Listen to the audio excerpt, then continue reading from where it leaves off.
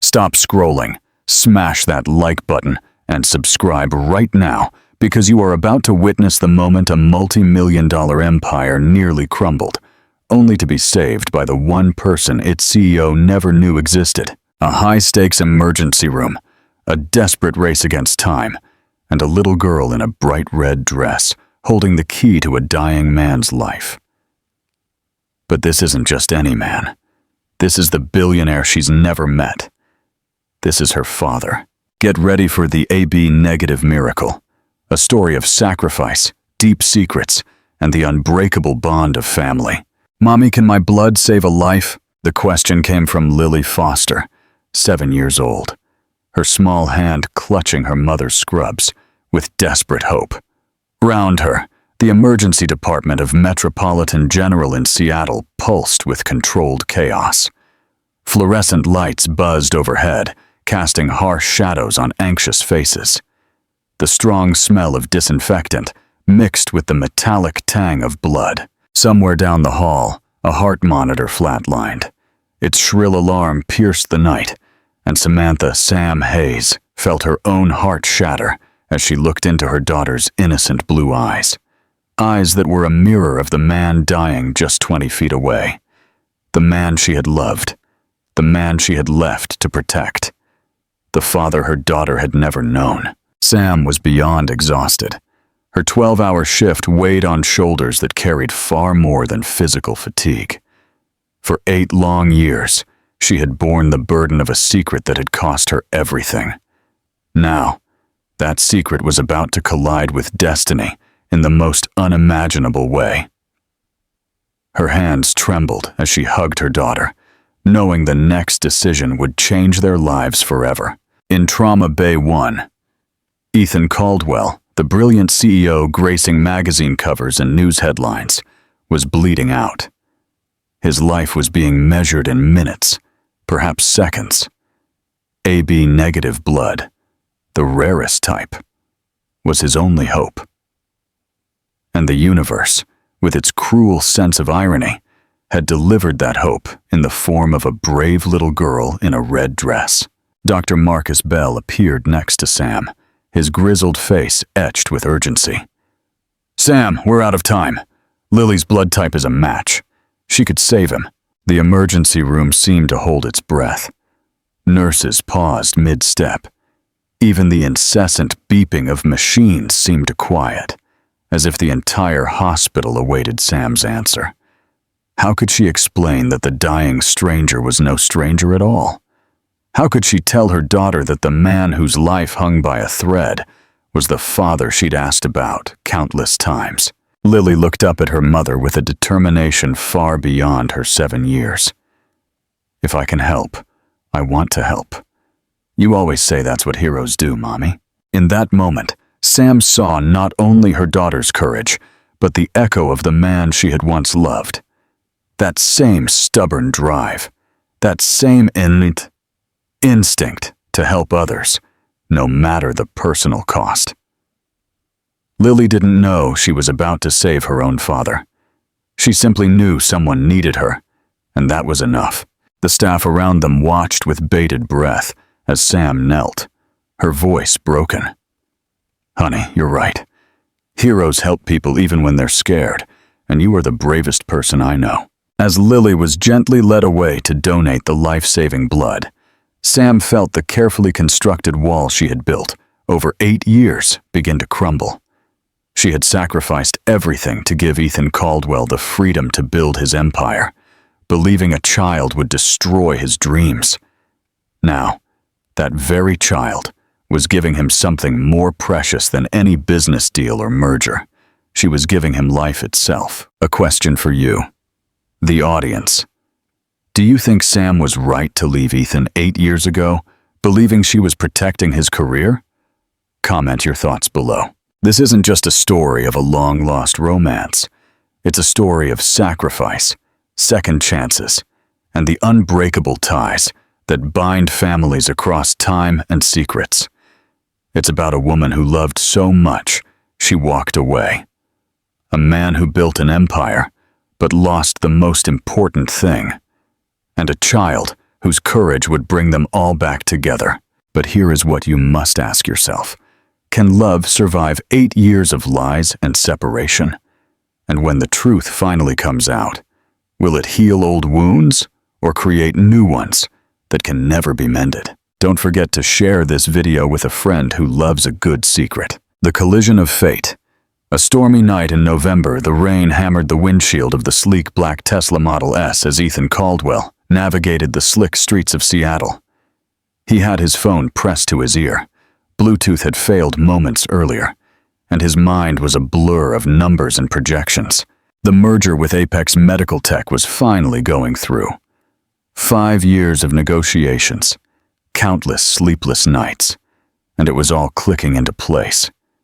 His company, Caldwell Global, would become the leading medical technology firm on the West Coast.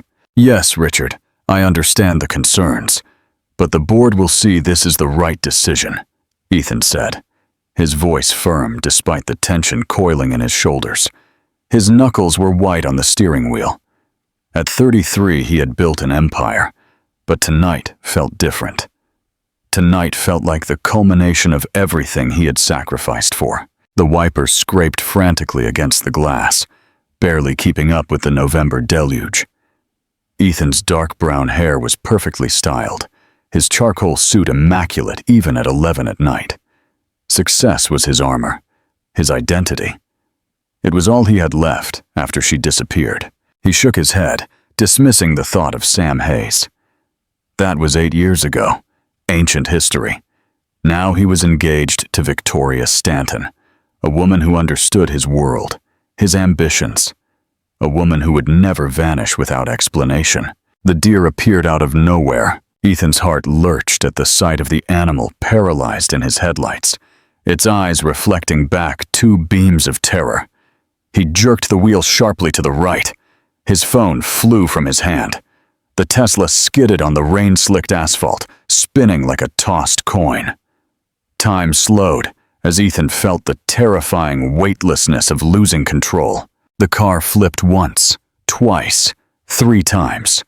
Metal shrieked against the pavement. Glass shattered in a symphony of destruction. Ethan's head slammed against the window despite the airbag deployment. His last conscious thought was strange. He saw Sam's face, those startling blue eyes, looking at him with an expression he had never understood. Then, only darkness. The impact had thrown him 30 feet from the vehicle. As flames began to lick at the engine, a passing trucker named Tom Wilson was already on his phone, yelling for emergency services. The Tesla exploded in an orange fireball, lighting up the rain-soaked night like a miniature sun. The unthinkable arrival in Trauma Bay. At Metropolitan General, Sam Hayes was clocking off her night shift in the emergency department. Her blonde hair was pulled back into a practical ponytail, and her scrubs were wrinkled after 12 hours of constant motion. At 33, she wore the weight of single motherhood, with a grace that belied the exhaustion in her bones. Every night shift meant more money, more stability for Lily, more hope they could finally get ahead. She was updating a patient chart when the emergency call came in. The radio crackled to life with the paramedic's urgent voice.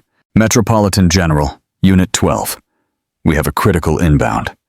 Male, 30s, multiple trauma from MVA with vehicle fire, massive internal hemorrhage, severe head injury, patient in cardiac arrest. ETA 4 minutes. Sam's training kicked in immediately. She moved with practiced efficiency, calling for Dr. Marcus Bell and prepping Trauma Bay. The adrenaline that came with these moments never faded, no matter how many emergencies she had seen. Sam, I need you on this one, Dr. Bell said, his gray hair slightly disheveled as he rushed out of his office. He had been her mentor since her nursing school days, and she trusted his instincts implicitly. The ambulance doors burst open, and paramedics wheeled in the gurney. Sam's hands were already reaching for IV access when she heard the name. Patient is Ethan Caldwell, CEO of Caldwell Global. Found on scene pulseless. We got him back after 2 rounds of CPR, but he's unstable. Sam's world tilted on its axis. Her hands froze for a fraction of a second, long enough for Dr. Bell to notice. She forced herself to move, to breathe, to function. This was not the time for personal history. This was life or death, but it was him. Even with blood matting his dark hair, even with his face swollen and bruised, she would recognize him anywhere. The man she had loved with every fiber of her being. The man she had left to protect. Her daughter's father. "Sam, I need you to focus." Dr. Bell's voice cut through her shock. "Yes, doctor, I'm here." Her voice was steadier than she felt. The trauma bay erupted into controlled chaos. Nurses moved like dancers in a well-rehearsed ballet of life-saving procedures. Sam worked alongside them, her hands sure even as her heart hammered against her ribs. "He's lost too much blood," Dr. Bell said gravely, studying the monitors. "We need to type and cross immediately, Sam. Get me 4 units to start." Sam ran to the blood bank, her legs mechanical, her mind reeling. When she returned, the news was devastating. "He's AB negative," the lab tech said, her young face crumpled in worry. "We are completely depleted. The regional blood bank won't have a delivery until morning. It's the rarest type, doctor. We have maybe 30 minutes before we lose him." Dr. Bell's jaw clenched. "Contact every metropolitan area hospital. Someone has to have AB negative." The calls went out. The answers were negative. Sam stood by Ethan's bedside, watching the monitors, seeing his life slip away with every dropping number. She had spent 8 years trying to forget him, trying to justify her decision to disappear, trying to convince herself she had done the right thing. Now he was dying in front of her, and all those justifications turned to ash. The hero in the red dress. She had just stepped out of the trauma bay, her hands shaking, when she heard Lily's voice. "Mommy!" Sam's heart stopped. Her neighbor, Mrs. Henderson, was supposed to watch Lily until morning.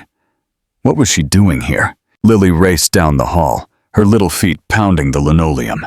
She wore her favorite red dress, the one she insisted on wearing at least 3 times a week, and her blonde curls bounced with every step. Her blue eyes, so much like Sam's, were wide with worry. "Sweetheart, what are you doing here?" Sam knelt, hugging her daughter tightly. "Mrs. Henderson said there was an emergency and she had to bring me. She said you needed me." Lily's small arms wrapped around Sam's neck. "Mommy, why are you crying?" Sam hadn't realized tears were streaming down her face. She wiped them quickly, trying to smile.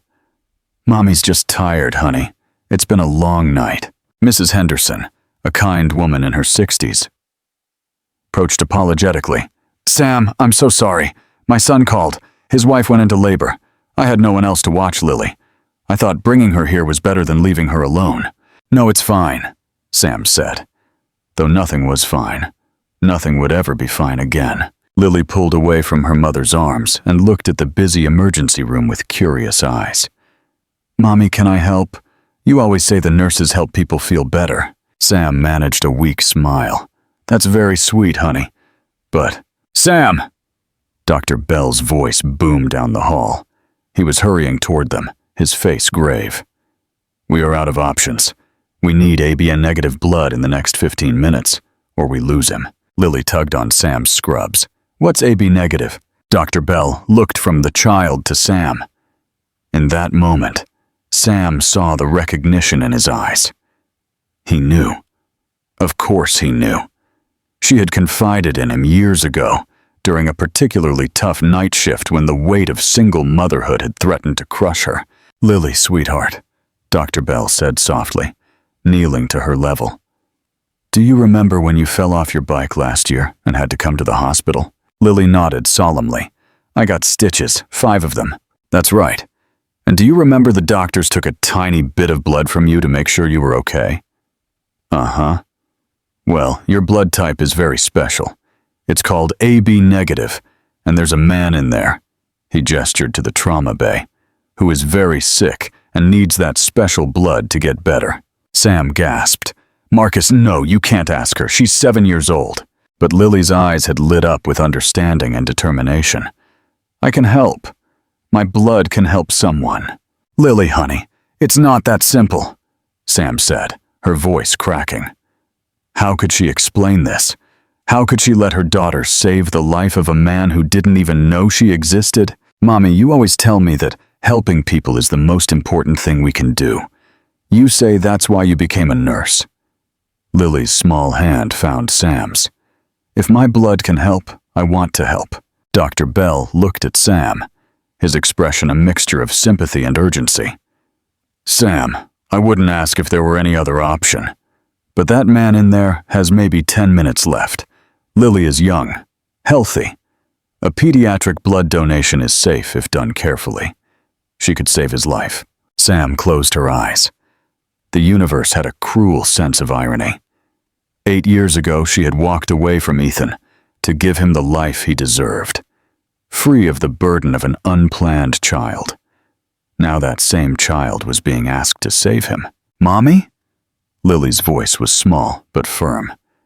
"Is the sick man someone important?" Sam looked at her daughter, this brave, beautiful child who had her father's drive and her mother's compassion. She thought of all the nights Lily had asked about her father, all the times Sam had given vague answers and changed the subject. She thought of the secrets she had kept and the price of those secrets. "Yes, honey," Sam whispered. "He's very important. Then I want to help." Lily's chin went up, her small jaw set with a resolution that was heartbreakingly familiar. The blood donation was performed quickly. Lily sat in a chair that was too big for her legs dangling over the floor. She squeezed Sam's hand when the needle went in.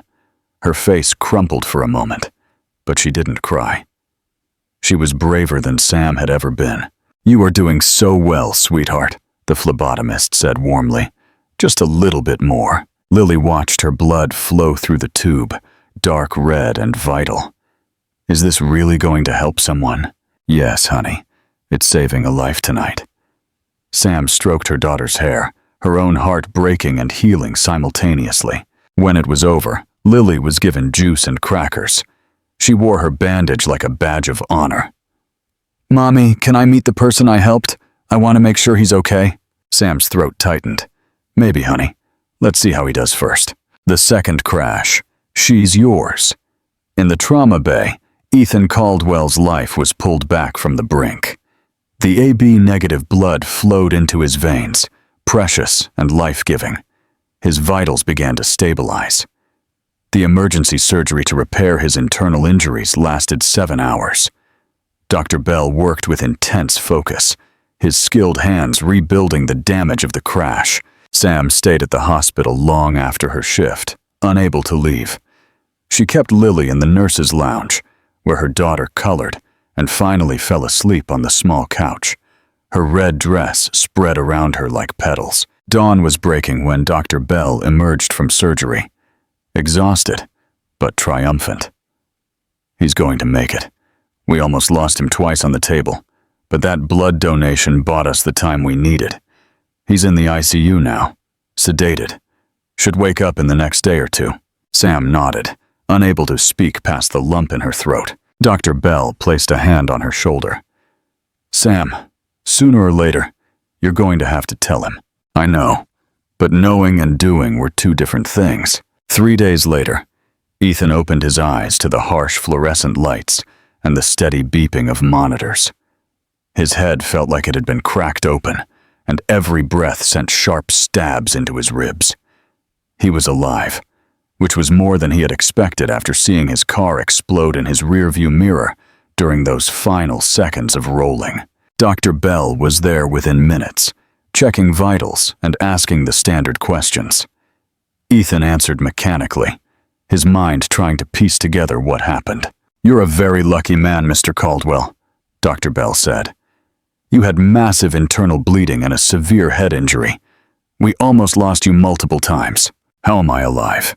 Ethan's voice was raspy, his throat irritated from the intubation tube. Dr. Bell smiled. "You have a 7-year-old girl to thank. You have AB-negative blood. Very rare. We had no stock, and you were bleeding out. A little girl named Lily donated her blood to save you. Ethan blinked, processing this information. A child? She donated blood for me. She insisted on it, actually. Quite a brave little one. She's been asking about you to make sure you're all right. Something shifted in Ethan's chest, an emotion he couldn't name. A stranger, a child, had saved his life. I'd like to meet her, thank her, arrange it. Dr. Bell paused, his expression turning more serious. Mr. Caldwell, you should know you've been unconscious for 3 days.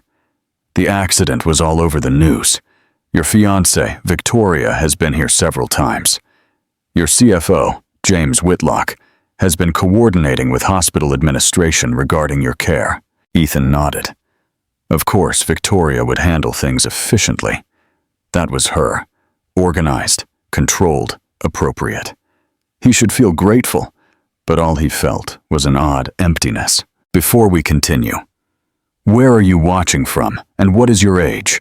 Let us know in the comments. That afternoon, Dr. Belba brought Lily to his room.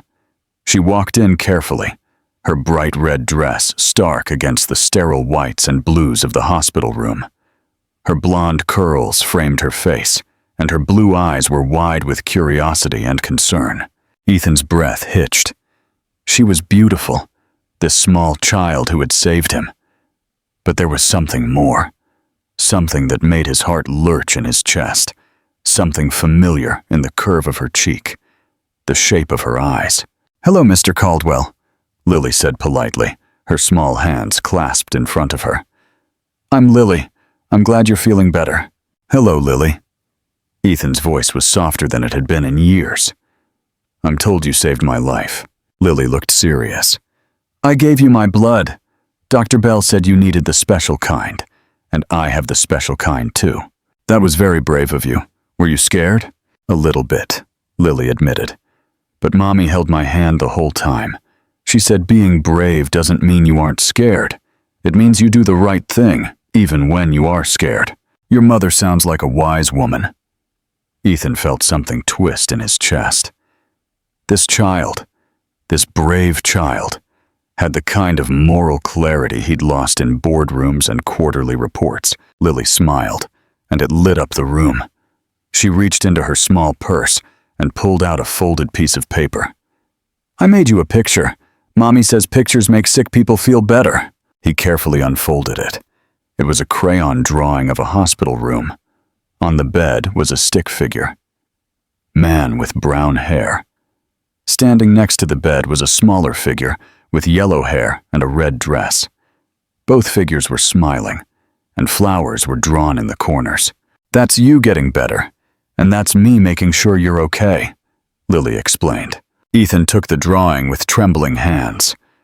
When was the last time anyone had given him something so pure, so genuine? He couldn't remember.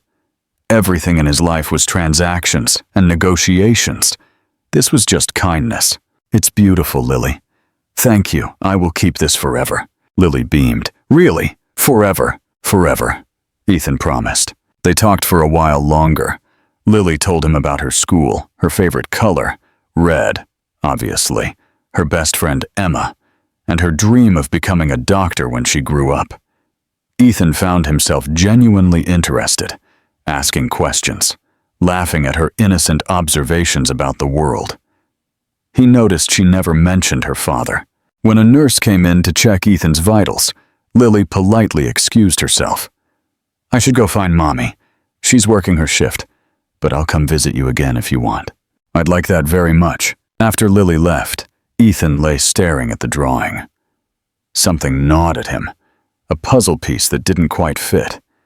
The blue eyes, the blonde hair, the way she spoke with careful enunciation. It reminded him of someone, but the memory was blurry, distorted by pain medication and the head trauma. The unveiling. "Yes, she's yours." That evening, Sam could no longer avoid the inevitable. Dr. Bell had called her to Ethan's room. She stood outside the door for a full minute, gathering her courage. 8 years of secrets were about to collide with the present, and she had no idea how to manage the fallout. She knocked gently and opened the door. Ethan was sitting up in bed, looking better than 3 days ago, but still battered. His head was bandaged, and bruises covered his face. When he looked up and saw her, every muscle in his body tensed. "Sam?" Her name came out barely a whisper, disbelief and shock intertwined. "Hello, Ethan." Her voice was steady, but her hands were shaking. She clasped them behind her back. For a long moment, they just stared at each other. 8 years collapsed into seconds. Ethan saw the woman he had desperately loved, the woman who had haunted his dreams, standing in his hospital room in nurse's scrubs. She was still beautiful, perhaps even more so. Time had given her a depth, a strength that hadn't been there when they were young and in love. "What are you doing here?" Ethan finally managed to say. His heart was pounding, and the monitors betrayed his agitation with their quickened beeping. "I work here. I'm an emergency department nurse. You work here." Ethan repeated it as if trying to grasp a foreign language.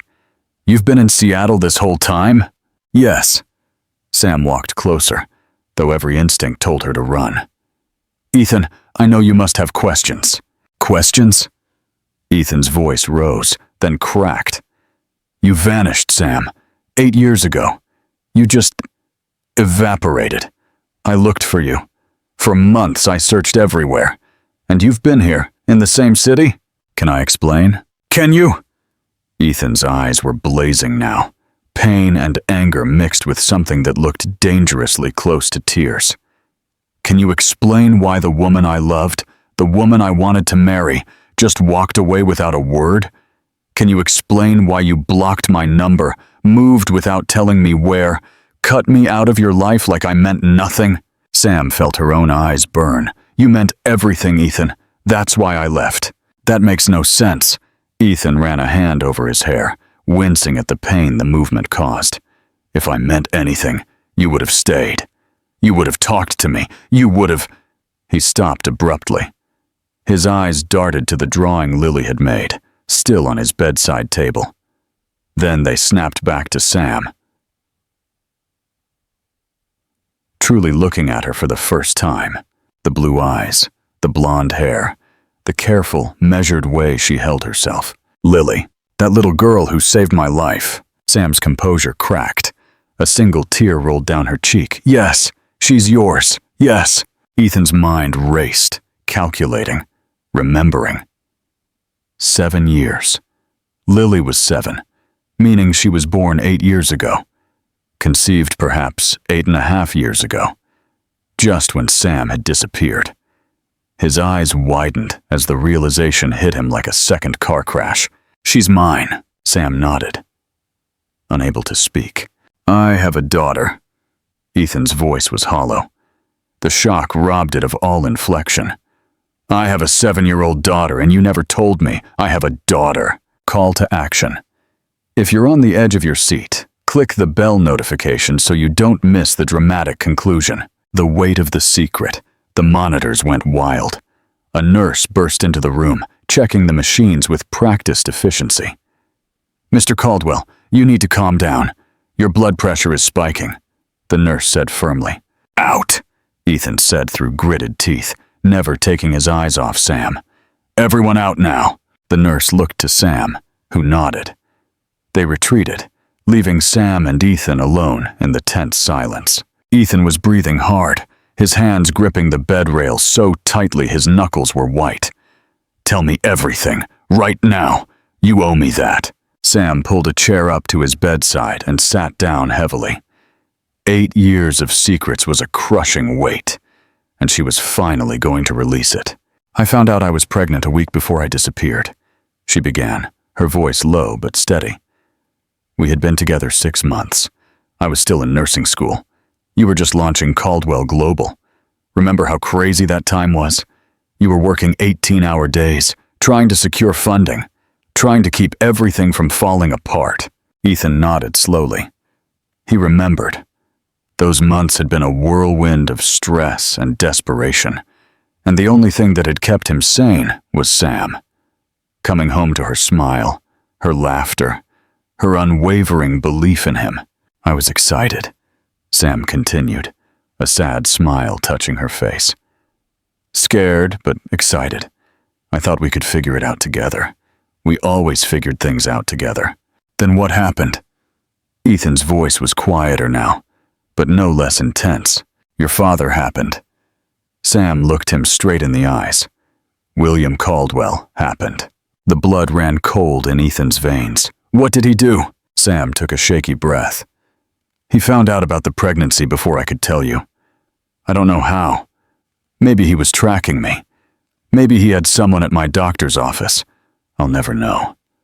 But one day, he showed up at my apartment. Just showed up at my door like a nightmare.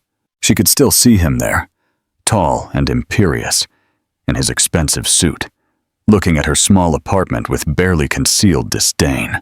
He offered me $500,000 to disappear from your life and never tell you about the baby. Ethan's jaw dropped.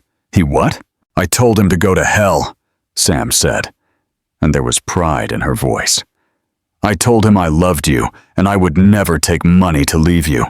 I told him we would raise our child together, that you had a right to know. Then why? Because he played his last card. Sam's voice cracked. He told me about the Apex Medical merger, the one that was supposed to save your company. He said the investors were conservative, family values people.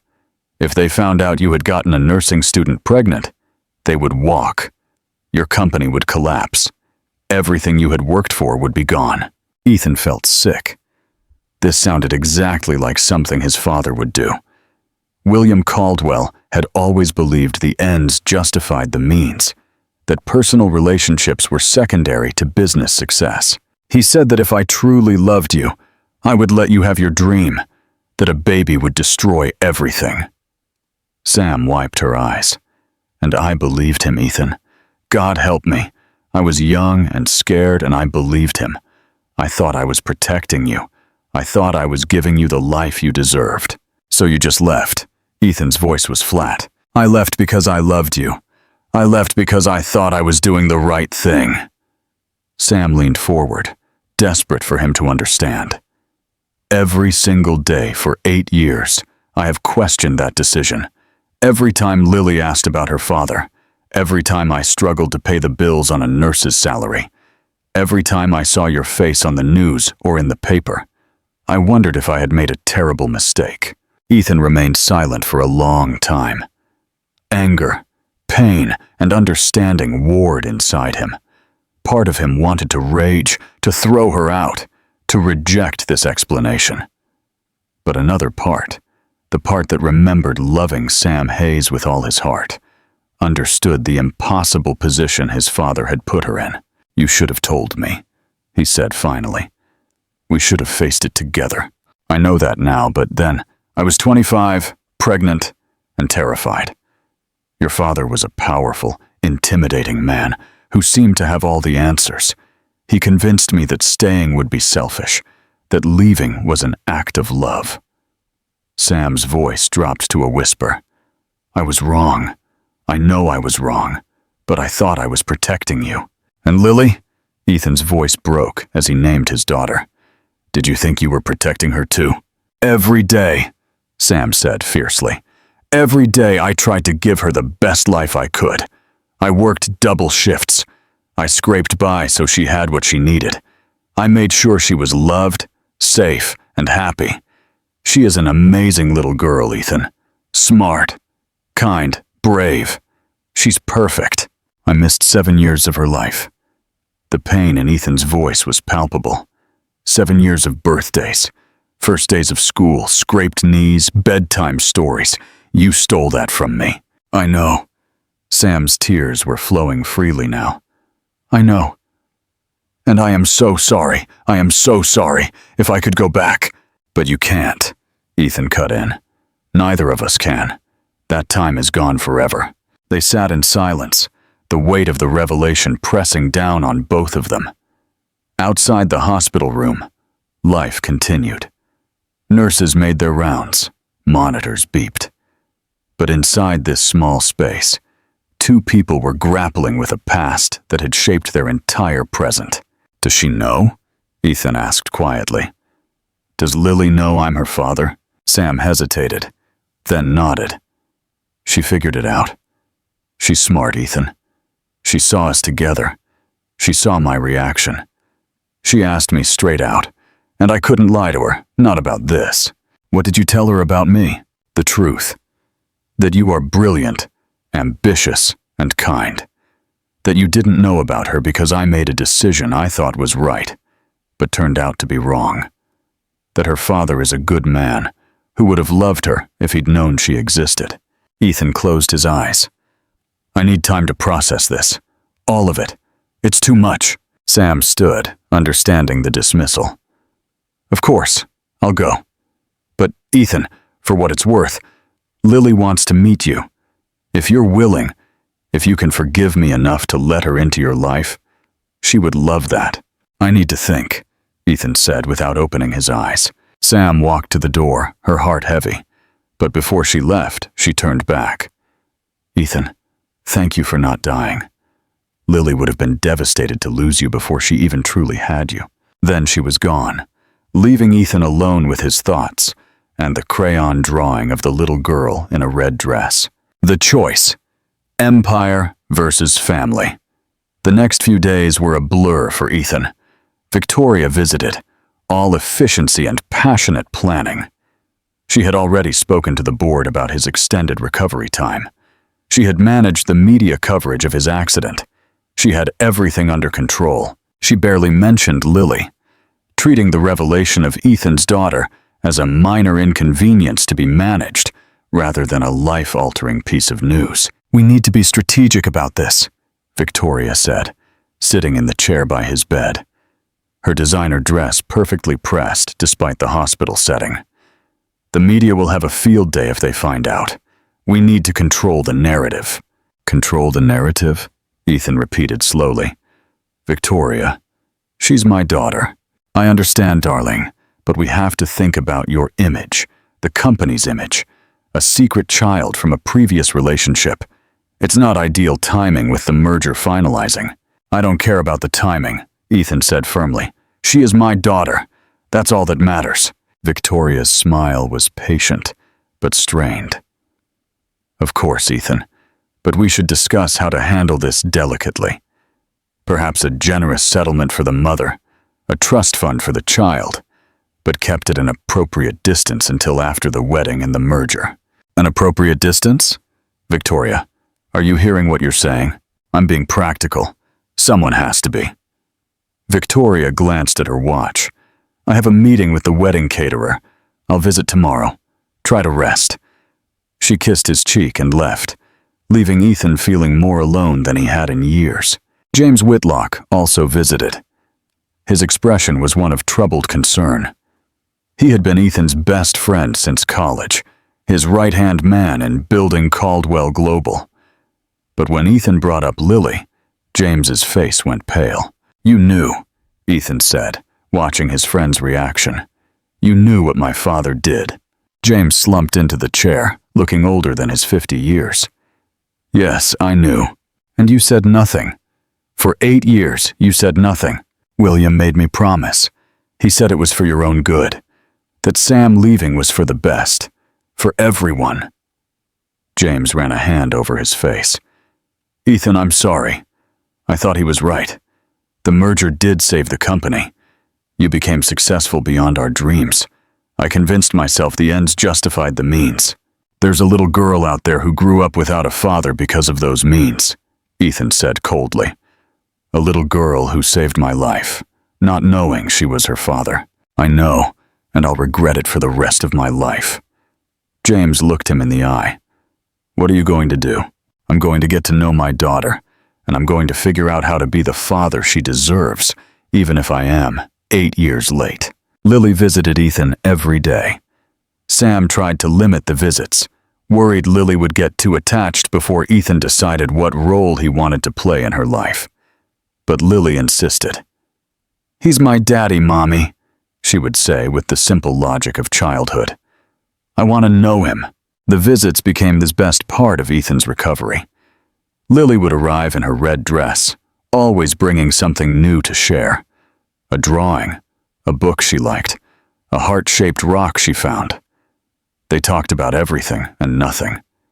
Ethan learned Lily loved science, that she was terrible at soccer but kept trying anyway, that she had a goldfish named Mr. Bubbles, who had lived for 3 years, even though everyone said goldfish only lived a few months. In return, Ethan told her about his childhood, about building tree houses and catching fireflies. He omitted the parts about his cold, demanding father and his lonely teenage years. He wanted to give her the good parts, the parts that would make her proud to be his daughter. One afternoon, Lily arrived with her backpack full of school supplies. "I have homework," she announced. "Can I do it here? Mommy is on her shift, and Mrs. Henderson is making dinner, so I have time." "Sure," Ethan said, genuinely pleased. He watched her carefully spread out her papers and pencils on the bedside table, her small face serious with concentration. "What are you working on?" "Math. I have to do my multiplication tables up to 12. She wrinkled her nose. "It's hard. I can help." "Really? That would be great." Mommy tries to help, but she's not very good either. They worked through the problems together, Ethan finding creative ways to explain the concepts. He made up stories about multiplication, turning the numbers into adventures. Lily caught on quickly, her excitement growing with every correct answer. "You make it make sense," she said, smiling up at him. "My teacher just says memorize it, but you explain why it works." Pride bloomed in Ethan's chest, warm and unfamiliar. This was his daughter, smart, determined, capable, and he was helping her learn. When Sam came to pick Lily up at the end of her shift, she found them huddled over a math worksheet, both laughing about something. The scene stopped her cold. This was what she had denied them both for so long. This easy connection, this natural bond between a father and his daughter. Ethan looked up and caught her expression. For a moment their eyes met, and something passed between them. Understanding, perhaps, or forgiveness, or just shared awe for the child they had created together. "Mommy, look! I got all my multiplication problems right. Daddy helped me." Lily's enthusiasm was infectious. Daddy. She had called him Daddy. Ethan's eyes looked suspiciously bright. Sam saw his throat move as he swallowed hard. "That's wonderful, honey," Sam managed. Her own voice was husky. "Can I come back tomorrow?" Lily asked Ethan. "I have a science project I might need help with. We're learning about the human body and you're in the hospital, so you know all about that, right?" Ethan laughed, the sound rusty but genuine. "I would love to help you with your science project. What time should I expect my research assistant?" "After school, 3:30. Lily hugged him carefully, mindful of his injuries. "Bye, Daddy. Get better soon so you can come see our apartment. I want to show you my room and Mr. Bubbles." After they left, Ethan sat in the quiet hospital room, turning the word over in his mind. Daddy. He was someone's father. The responsibility, the joy, the terrifying beauty of it washed over him. He picked up his phone and called Victoria. "We need to talk," he said when she answered. "It's important." They met in the hospital cafeteria the next day. Victoria looked perfect as always, her auburn hair impeccably styled, her outfit reflecting expensive taste. She was everything Ethan thought he wanted in a partner. Sophisticated, successful, comfortable in his world. But she wasn't Sam. And more importantly, she wasn't someone who could accept Lily as a part of their life. "Victoria, I've been thinking about us," Ethan began carefully. She smiled, reaching across the table to take his hand. "I've been thinking about us too. I know this has been difficult, but we'll get through it. I've already spoken to a lawyer about drafting a custody agreement to simplify things." "Simplify?" Ethan pulled his hand back. "Victoria, Lily is my daughter. There is nothing simple about that." "Ethan, darling, you're still recovering. You're emotional. Once you think clearly." I am thinking clearly, probably more clearly than I have in years. He leaned back, studying her face. Do you like children, Victoria? She blinked, surprised by the direct question. Of course, I like children. In theory, I just think it's best left to professionals, nannies and such. We discussed this. Our children would have the best care money can buy. Our children, Ethan repeated slowly. Victoria, can you honestly tell me that you see Lily as one of our children? Victoria's mask slipped for a moment, revealing the underlying distaste. She is the product of an unfortunate prior relationship. We will provide for her financially, naturally, but I don't think it's appropriate for her to be heavily involved in our lives. It would be confusing for any children we have together. Ethan felt something break inside his chest. How had he not seen this before? Or had he simply chosen not to look too closely? I'm breaking off the engagement, he said quietly. Victoria's face went pale, then red. You can't be serious. The wedding is in 3 months. The invitations have been sent. The venue is booked. I'm completely serious. This isn't working, Victoria. We want different things. We are different people. This is about her, isn't it? That nurse and her little bastard. Victoria's voice turned venomous. She's manipulating you, Ethan. Don't you see it? She kept your child from you for years, and now she suddenly lets you play daddy. She's after your money. Ethan stood up, his jaw clenched with anger. Don't you dare talk about Sam or Lily like that. This isn't about them. This is about us. The fact that I've been lying to myself, thinking we could build a life together, when we don't even share the same values. You're making a mistake, Ethan. A huge mistake. That woman will ruin you. No, Victoria. Marrying you would have ruined me. I just wasn't clear-headed enough to see it until now. He pulled the engagement ring from his pocket, the one he'd been wearing on a chain around his neck since the accident. I'm sorry. I should have seen it sooner. He placed the ring on the table and walked away. His injuries made every step painful, but his heart felt lighter than it had in months, building a real life. 2 weeks later, Ethan was discharged from the hospital. James Whitlock had arranged a suite at the Seattle Fairmont, with a private nurse to aid his recovery. But Ethan had other plans. Cancel the hotel, he told James. I'm going to rent an apartment, something modest in Midtown. James looked confused. An apartment? Ethan, you have a mansion in the Cascades. A mansion that feels like a mausoleum. I need something different, something closer to real life. What he didn't say was something closer to Lily and Sam. He found a 2-bedroom apartment in a brick house in Ballard, a neighborhood with tree-lined streets and local coffee shops. It wasn't what anyone would expect from a millionaire CEO, but it felt right. It felt like a place where a little girl in a red dress would feel comfortable visiting. Lily's reaction when she saw the apartment for the first time confirmed his choice. You have a park across the street, she exclaimed, running to the window. And a bookstore on the corner. Daddy, this is great. Daddy. She called him that naturally now, and every time she did, Ethan felt his heart expand a little more. Sam stood at the doorway, her arms crossed, her expression guarded. Ethan, you didn't have to move. We would have understood if you wanted to keep your distance, take things slow. I already missed 7 years, Ethan said, looking her in the eyes. I don't want to miss any more, and taking things slow isn't the same as keeping my distance.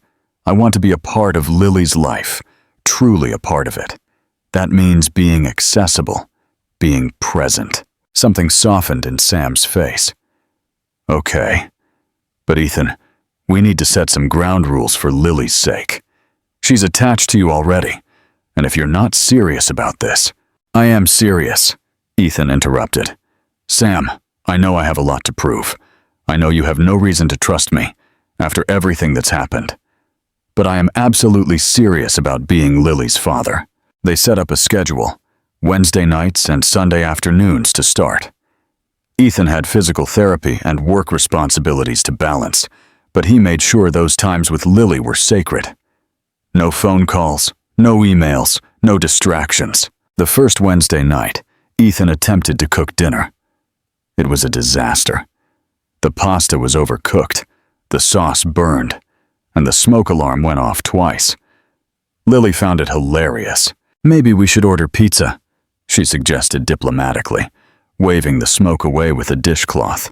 "That might be prudent," Ethan admitted, laughing despite his frustration. "I'm not much of a cook." "It's okay. Mommy burns stuff sometimes too. She says cooking is a science, but she's better at nursing science than cooking science." They ordered pizza and ate it sitting on the floor of Ethan's mostly unfurnished living room. Lily told him about her week at school, how her best friend Emma had moved away, and she was sad. How she got chosen to be the line leader on Friday. Ethan listened to every word, etching it all into his memory. These were the small moments that made up a childhood, and he was determined not to miss any more. On Sunday, he took Lily to the Seattle Children's Museum. She dragged him from exhibit to exhibit, her enthusiasm boundless. They built structures in the construction zone, explored the science lab, and played in the imagination playground. Ethan found himself laughing more than he had in years, seeing the world through Lily's curious, joyful eyes. In the gift shop, Lily paused at a book about the human heart. "It's for my science project," she explained, "but it's kind of expensive. It's okay. We don't have to get it." Ethan heard the echo of Sam in that statement, the careful management of expectations that came from living on a tight budget. Without hesitation, he bought the book, along with a few others Lily had eyed.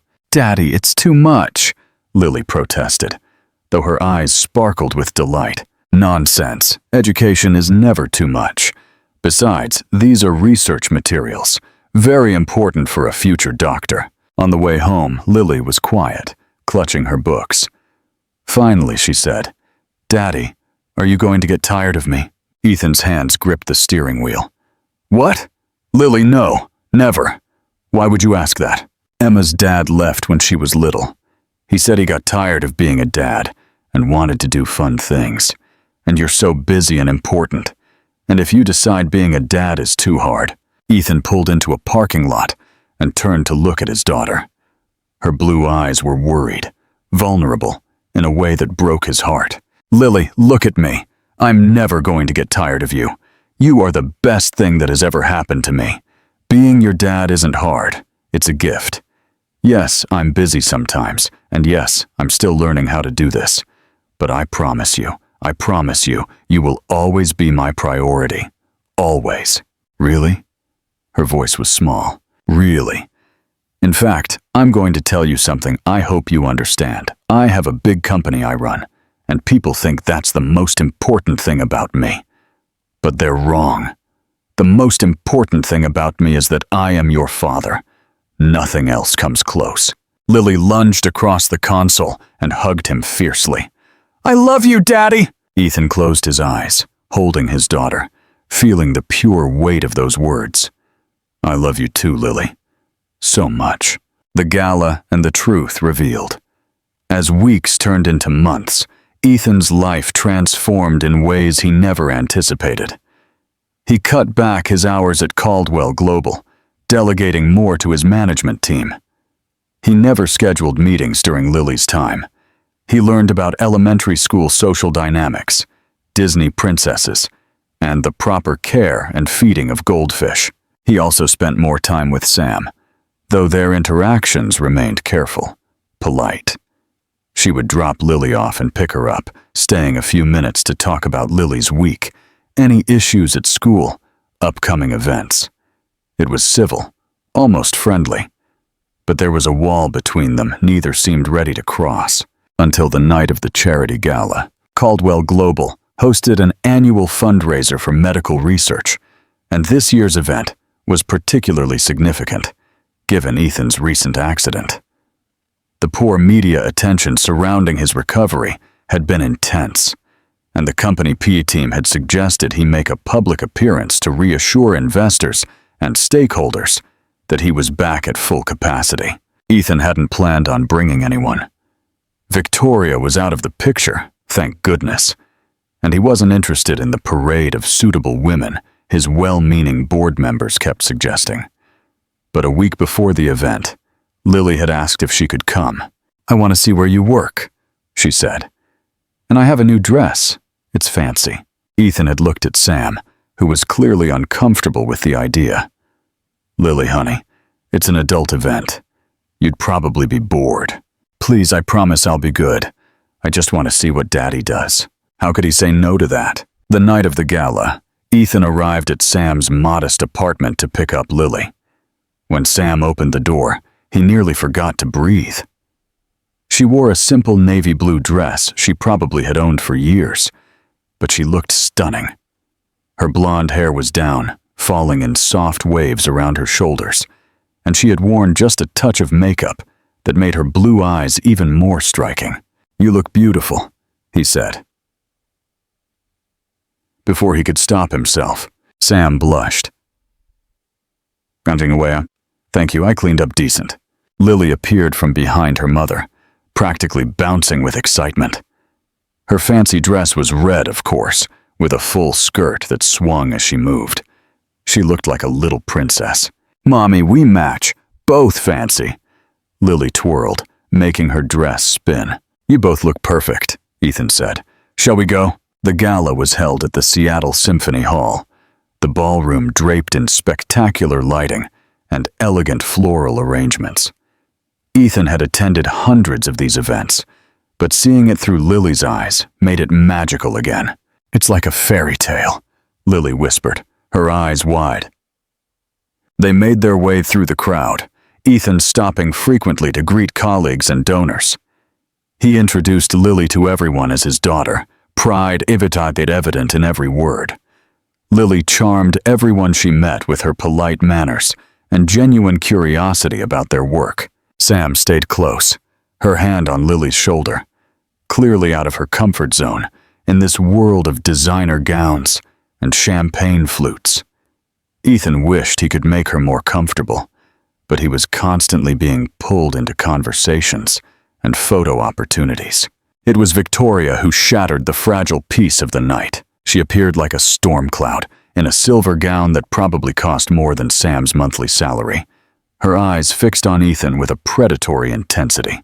"Ethan, darling, we need to talk." Her voice carried that false sweetness that meant trouble. "Victoria, this is not the time." "Oh, I think it is. How quaint. You brought your little bastard to a professional event. How modern of you." Victoria's gaze flickered to Sam and Lily, her smile turning sharp. Sam's face went white.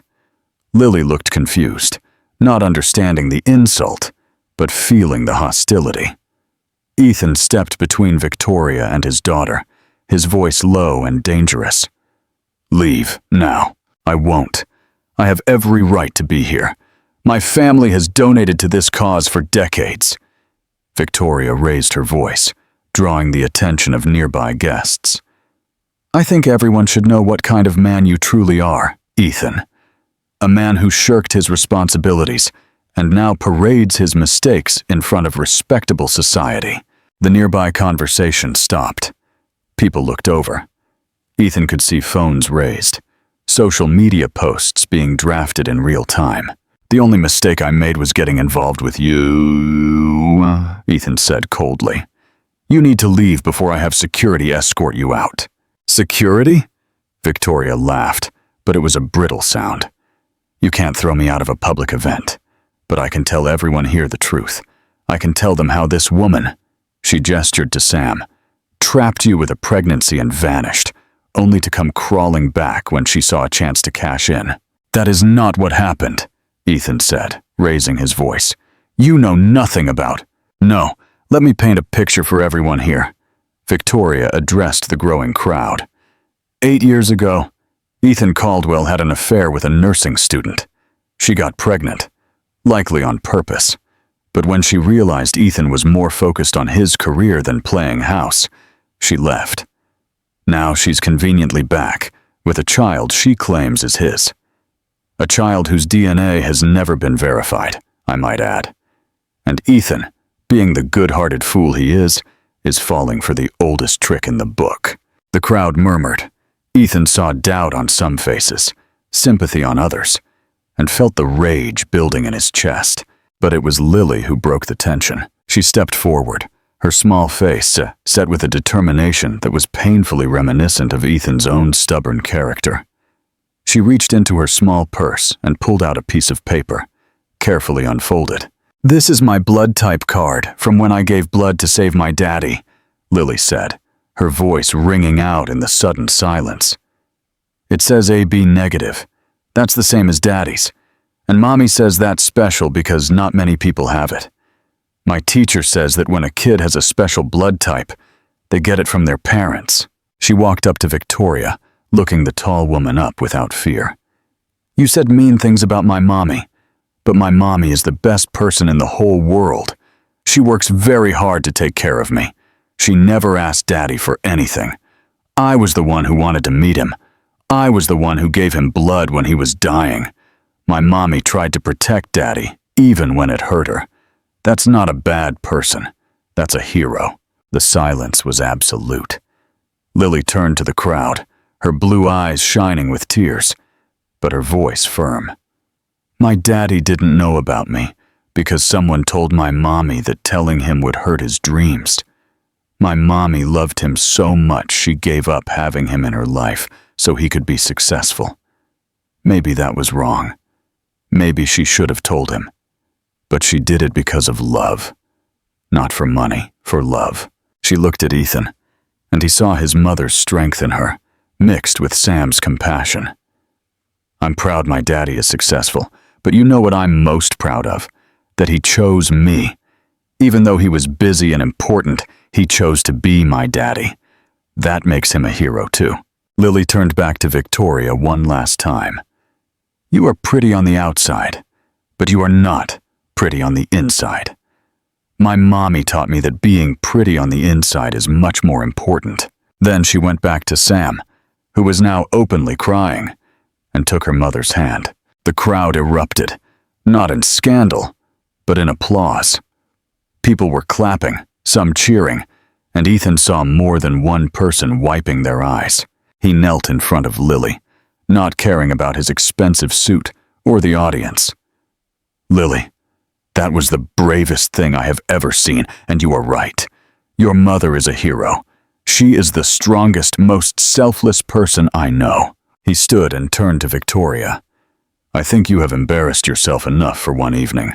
Security will escort you out."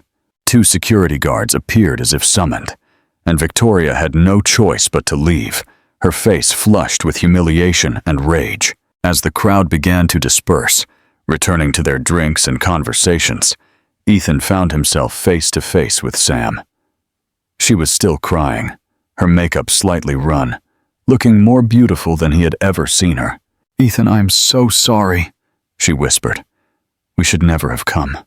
I knew this was a bad idea." "Stop," he interrupted gently. "This was not a bad idea. Tonight, everyone in this room got to see what I see every day. They got to see my incredible, brave daughter.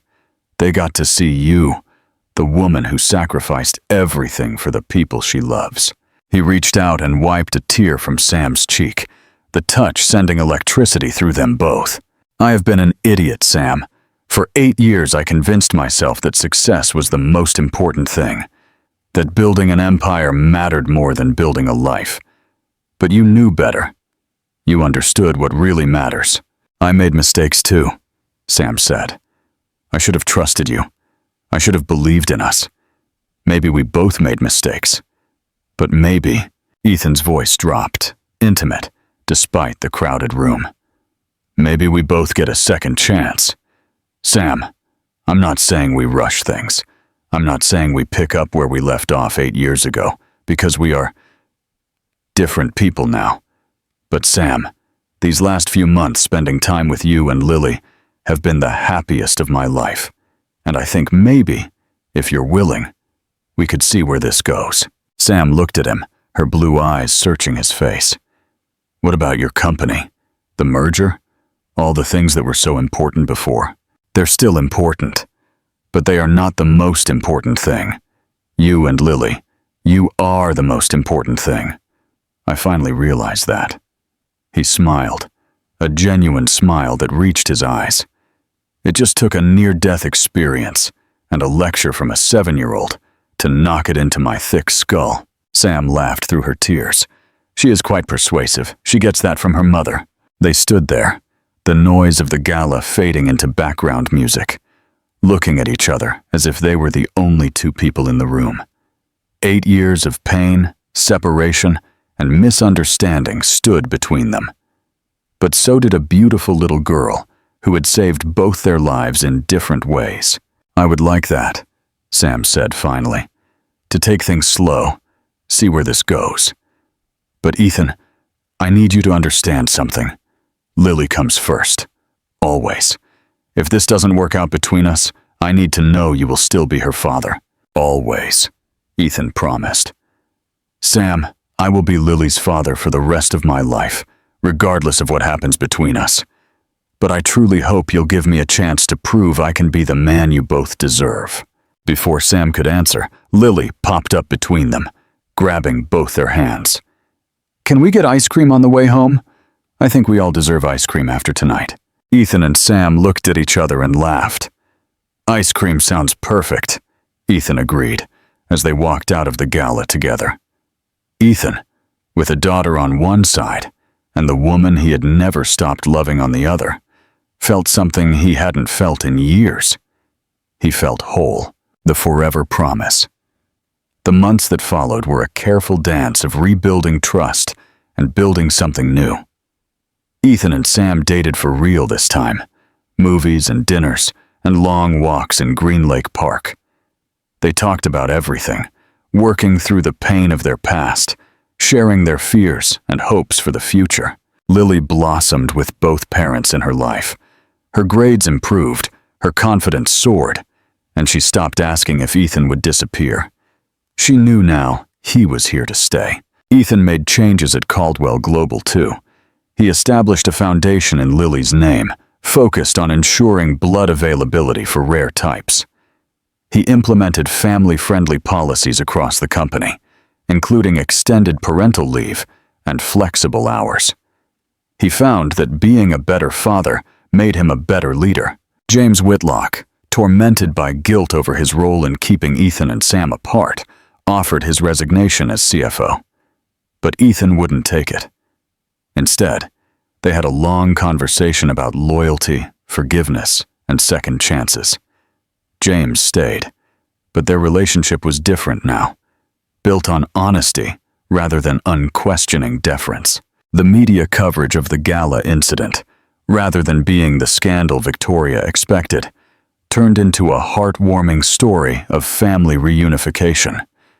Ethan's honesty about his daughter and his relationship with Sam made him more relatable, more human.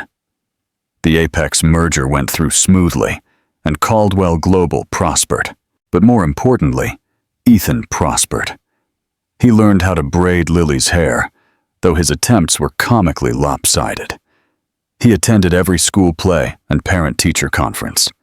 He had dinner with Sam and Lily at least 4 times a week, and those evenings became the highlight of his days. On a warm spring afternoon, almost a year after the accident that changed everything, Ethan took Sam and Lily to the Washington Park Arboretum. The flowers were in full bloom, painting the landscape with vibrant colors. Lily ran ahead, exclaiming over every new flower she discovered. Sam and Ethan walked hand in hand behind her, content in each other's presence. "Do you ever wonder what life would have been like if things had been different?" Sam asked. "If your father hadn't interfered, if I hadn't left?" Ethan considered the question. "Sometimes, but then I think about who we were then. We were so young, Sam. I was ambitious and driven, but I didn't understand what truly mattered. You were still finding yourself, figuring out who you wanted to be. Maybe we needed these 8 years to become the people who could make this work." "That's a very optimistic way of looking at it," Sam said with a smile.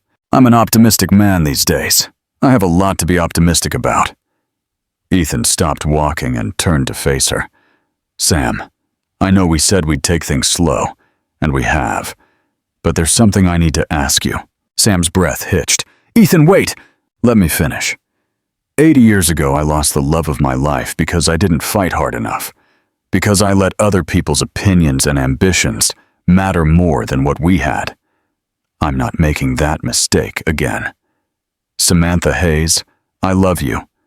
I love your strength, your compassion, your terrible cooking, the way you hum when you're happy. I want to spend the rest of my life making up for lost time and building new memories." He pulled a small box from his pocket and opened it. Inside was a ring, simple and elegant, with a single sapphire that matched Sam's eyes. "Will you marry me? Will you allow me to be not just Lily's father, but your husband? Will you build a life with me?" Sam was crying again, but these were tears of happiness. Yes, 1,000 times yes. Ethan slipped the ring onto her finger and kissed her, a kiss 8 years in the making, tender and passionate, and full of promises. Lily's shriek of joy interrupted them. She came running back, having clearly been observing from a strategic distance. "Are you getting married? Are we going to be a real family?" "We've always been a real family, sweetheart," Ethan said, pulling both Lily and Sam into a hug. "But yes, now it's official. Can I be the flower girl? Can I wear a red dress? Can Mr. Bubbles be the ring bearer?" Ethan and Sam laughed. "Yes to the first two," Sam said. "We'll have to think about Mr. Bubbles." As they walked through the gardens together, truly a family now, Ethan felt a profound gratitude. Gratitude for the accident that had brought him to the brink of death and back.